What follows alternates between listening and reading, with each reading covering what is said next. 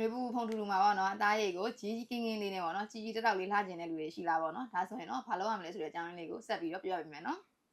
ຫນွေရမ်းပူတဲ့ခါမှာဘာဖြစ်လဲဆိုရင်ပေါ့နော်ဖုံနေရတဲ့ထူတယ်ပြီးလို့ရှိရင်ဘောင်းကြီးမှာထိမြင်ရတယ်ပေါ့နော်လေလူတွေမှာအငြိကြေးတွေလည်းအများကြီးရှိတယ်ပေါ့နော်အဲ့လိုညဉ့်ညမ်းတဲ့ຢာတွေကဘာဖြစ်လဲဆိုချွေးပေါက်လေးတွေကိုလာပြီးတော့ပိတ်တယ်အဲ့လိုပိတ်တဲ့ခါကျလို့ရှိရင်ဝက်ချန်ထွက်တဲ့လူဆိုလဲဝက်ချန်တွေပိုထွက်တယ်အဆီတွေပိုပြန်တယ်အဲ့အဆီတွေနဲ့ဖုံနေနဲ့ကက်ပြီးလို့ရှိရင်ဘက်တီးရီးယားတွေပေါက်ပြီးတော့ပေါ့နော်ဝက်ချန်တွေဖြစ်ကြတယ်ပေါ့နော်အဲ့ခါကျတော့အသားကကြည်ကျင်တယ်ပေါ့နော်ຫນွေရဲ့နေရာအောင်ပါဆိုလဲအသားလေးကကြည်ကျင်တယ်ဒီတိုင်းမှာဖြစ်တဲ့စိတ်ကူးလေးတစ်ခုရှိရပါတော့။ဖေးရသည်ပဲရောက် skin လေးကကြည်ပြီးတော့ကြည့်ရလို့ရှိရင်လှနေရလေးကိုအရင်လိုချင်တယ်ပေါ့နော်။အဲ့လိုဖြစ်ချင်တယ်ဒီနေရာဒီမှာကျတော့အဲ့လိုလေးဖြစ်ဖို့အတွက်ကိုဆဲသေးတွေပဲရှားလို့ရတယ်လို့တော့ကြားဘူးတယ်ဒါပေမဲ့ပေါ့နော်။အဲ့လိုလုပ်လိုက်လို့ရှိရင်တော့ຫນွေရပူနေတော့ငါအသားရည်ပျက်စီးသွားမလားဆိုပြီးတော့စိုးရိမ်နေတာရှိနိုင်တယ်ပေါ့နော်။အဲ့ဒါကြောင့်မို့လို့ဒီနေ့ပြောချင်တာလေးကကြတော့ပေါ့နော်ຫນွေပူတယ်ဖုံထူတယ်အဲ့အတွက်အသားရည်ကဆဲသေးပဲရှားမလားဖယ်ရှားလို့ရလားဆိုရင်ရတယ်ပေါ့နော်။ဒီကဘယ်လိုလုပ်တင်တာလဲဆိုရင်ပေါ့နီးမန်းလေးမှန်ဖို့လိုတာပေါ့နော်။ဥမာဆဲသေးတွေပဲရှားမယ်ဆိုလို့ရှိရင်ခဏခဏလုံးနေတာမဟုတ်ဘဲနဲ့ပေါ့နော်။ပထမဆုံးတစ်ချက်ကလိုက်နာရမှာကတစ်ပတ်ကို2ကြိမ်လောက်ပဲလုပ်တင်တယ်ပေါ့နော်။တစ်ပတ်ကို2ကြိမ်လောက်ပဲဆိုတာပေါ့နော်2ကြိမ်နဲ့ပို့ပြီးလို့ရှိရင်ခဏပြီးတော့ဒီပေါ့နော်အရေပြားလေးအပေါ်မှာရှိနေတယ်ပေါ့နော်ကိုရီကာကွယ်ပေးထားတဲ့ barrier လေးတွေပျက်စီးသွားပြီးတော့ဒါရီကလှကျင်လို့ခါမှာပို့ပြီးတော့စိုးသွားတာဖြစ်နိုင်တယ်ပေါ့နော်ဒါကြောင့်မို့လို့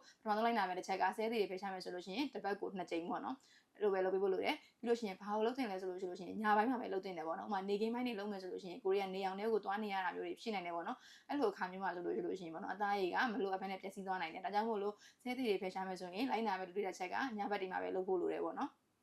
ပြီးလို့ရှိရင်ဘာလုပ်တင်လဲဆိုလို့ရှိရင်ဒီနေ့ဆဲသေးဖယ်ရှားထားရဲဆိုရင်နောက်နေ့မနေ့အပြင်ထွက်တဲ့အခါမှာမဖြစ်မနေလုပ်တင်တဲ့တစ်ချက်ကကြတော့ sunscreen လိမ့်တင်တာပေါ့နော် sunscreen ကိုအပြည့်လိမ့်တင်တာဥမာနည်းနည်းလေးပဲမဟုတ်ဘဲနဲ့လုံလောက်တဲ့ပမာဏတစ်ခုပေါ့နော်အပြင်မထွက်ခင်15မိနစ်လောက်အလိုမှာစပြီးတော့ sunscreen ကိုစပြီးတော့လိမ့်တင်နေပေါ့နော်ပြီးလို့ရှိရင် sunscreen လိမ့်တာနဲ့တူဘာလုပ်တင်လဲဆိုရင်နေရောင်ကိုကာနိုင်သမျှကာတင်တယ်ဥမာ mask တက်သွားလို့ရတယ်ဒါမှမဟုတ်လို့ရှိရင်အုတ်ထုပ်ဆောင်လို့ရတယ်ဒီဆောင်လို့ရတယ်ပေါ့နော်ဒီလိုအခြေအနေလေးတွေကိုလုပ်ပြီးတော့သွားလို့ရတယ်ပေါ့နော်ပြီးလို့ရှိရင်သုံးသင့်တဲ့ product pro ပေါ့နော် product တော့မဟုတ်ဘူးဘလို့အရာကိုသုံးပြီးတော့နေရာဒီမှာဆက်တည်ပေးကြတာအဆင်ပြေဆုံးလဲဆိုရင်ဟိုဆက်တည်ပေးရှားပြီးတဲ့အရာအများကြီးရှိရပေါ့နော်ဒါပေမဲ့ glycolic acid ကပို့ပြီးတော့အဆင်ပြေလို့ခံစားရတယ်ပေါ့နော်ဒီလိုရာဒီမှာဆိုလို့ရှိရင်ဘာဖြစ်လို့လဲဆိုတော့သူကပေါ့နော်အရေပြားအတွင်းပိုင်းလေးစိတ်ဝင်မှုအားကပိုကောင်းတယ်အဲ့ဒီတော့အတွင်းပိုင်းမှာရှိနေတဲ့အညစ်အကြေးလေးတွေဖုံမုတ်လေးတွေကိုမမြင်နိုင်တဲ့မျက်စိနဲ့မမြင်နိုင်တဲ့အမုံမသေးသေးလေးတွေအားစားသူကဖယ်ရှားပေးနိုင်တယ်ပေါ့နော်အဲ့ဒါကြောင့်မို့လို့ဒီလိုရာဒီမှာဆိုရင် glycolic acid ပါတဲ့အရာတစ်ခုခုနဲ့ဆဲသေးတွေဖယ်ရှားတာကပို့ပြီးတော့အဆင်ပြေတယ်ပေါ့နော်ဒါကြောင့်မို့လို့ဘယ်လိုမျိုးဆဲသေးလေးတွေဖယ်ရှားမယ်ပြီးလို့ရှိရင်နောက်ဆုံးတစ်ချက်ကဆဲသေးလေးတွေဖယ်ရှားပြီးတဲ့အချိန်မှာအဆိုးတက်ဖြစ်ဖို့လည်းမမိနဲ့ပေါ့နော်ဟိုဆဲသေးလေးတွေကိုဖယ်ရှားလိုက်ပြီးဆိုလို့ရှိရင်ချွေးပေါက်လေးတွေကပွင့်နေတယ်ပေါ့နော်အဲ့လိုအချိန်တွေမှာကိုကရေတက်ဖြစ်တယ်ပေါ့နော် moisturizer လို့ဟာမျိုးလေးတွေနဲ့